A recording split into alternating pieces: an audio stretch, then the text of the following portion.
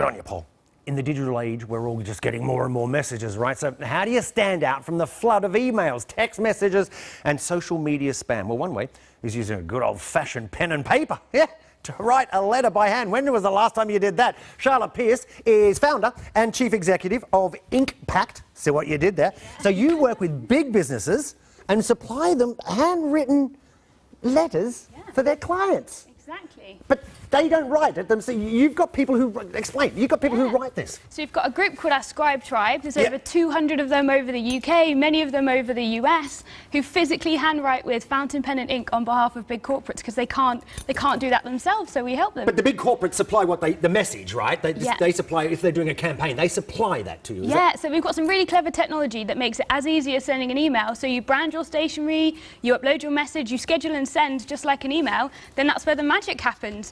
To some people, it's like a throwback, right? Yeah.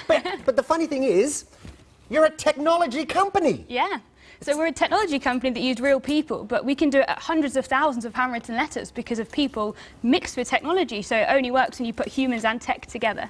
That is phenomenal. And so the people that write, how much would they make writing a letter? So it depends on what size they do, but they can earn anywhere between like $12, $15 an hour writing at home in their pajamas.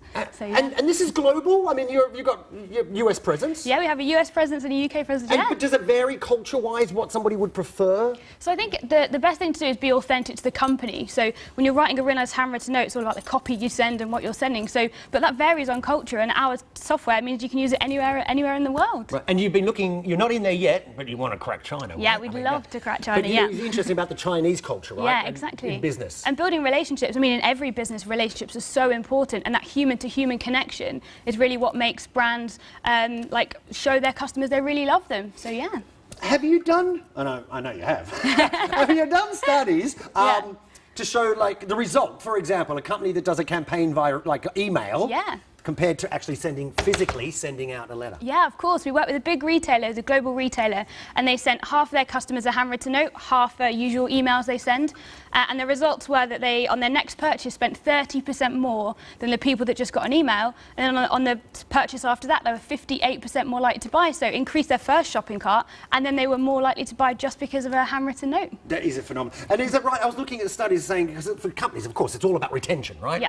And if they can increase retention by 5%, their profits are up by more than 25%? Yeah, so it's getting more and more difficult in this digital age to show your customers how much you care about them. Yeah. So we help them do that in a really personal and meaningful way. Okay, now the audience won't mind me because you've given me permission. You're 26 years old. I am 26. And you started this when? 4 years ago. 22 years old. Yeah. You're what we call a millennial upstart who's going to become a billionaire, aren't you? Thanks. Thanks so much. You and I, talking of billionaires, you and I are going to go to Wall Street right now and take a look at how Wall Street's faring today. Not a lot of change. Remember that all eyes will be on the US Fed and what they do with rates decision on Wednesday, Japan tomorrow. That's it. Follow me on Twitter. You can get me at BBC Aaron. Yalds is back at the top of the hour with Impact. See you tomorrow. Bye. Thanks again. That was brilliant.